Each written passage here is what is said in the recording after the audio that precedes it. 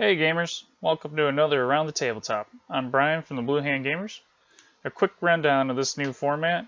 You're going to get a quick review of the most recent playthrough, but instead of having all of us, it's just me. Yesterday you had Catfish. The last game we brought to the table was Wingspan by Stonemaier Games. It's a 1 to 5 player game. It's kind of a jack of all trades. You place action cubes to play birds, to collect resources, to lay eggs, or draw more bird cards. So it kind of scratches the itch of several different types of games. Kind of got worker placement with placing the cubes. You got resource management with, the cards you're handling and just the food you have to have and the eggs you can use for different things. And then also kind of deck building because you're accumulating a bunch of birds. You're trying to play them out in your mat. And you do all these things, trying to complete challenges. Some are in your hand, hidden from everybody. Some are out on the play area so everybody can see. And obviously, the person with the most victory points at the end of the game wins. A simple Google search of Wingspan will show you thousands of positive reviews. I can understand why. It's fun, it's easy to pick up, rather fast-paced, and with very little downtime.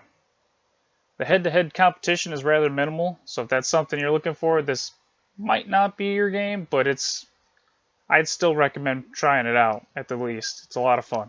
You don't really necessarily interact with your opponents. It's more just trying to build up your board as more efficiently than your opponents are building theirs. It's definitely not a bad thing in my opinion. My personal play group, like outside of the Blue Hand Gamers, includes my parents, and my stepmom's not big on the really head-to-head kind of clashing competitive games. So this would be like a perfect game for her. I can guarantee that if I brought this to the table, she'd enjoy it, probably win, because that's what she always does when we play games. I mean, I had a lot of fun with it, and I'm not even a big fan of birds. As far as tips, it's hard to kind of give tips on this one, because there's quite a bit of RNG to like the birds you get to see. But I would definitely recommend that if you see the birds or if you get your hands on birds that give you food as a repeatable action, like every turn or every time you play it, like it's your brown action, prioritize them big time.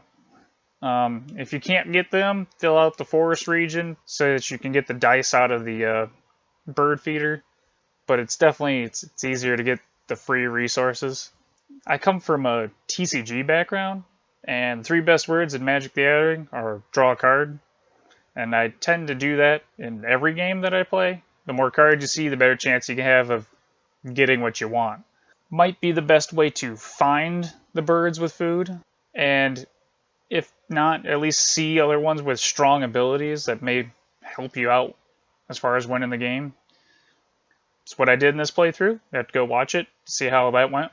Pose a question of the week for you. Simple one. What's your favorite bird?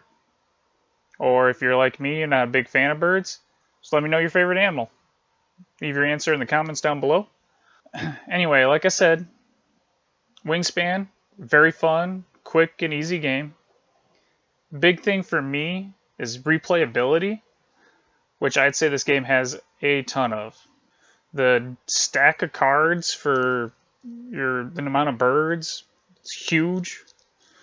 And then on top of that, there are expansions, or at least one for sure that I know of. So Simric has a rating system.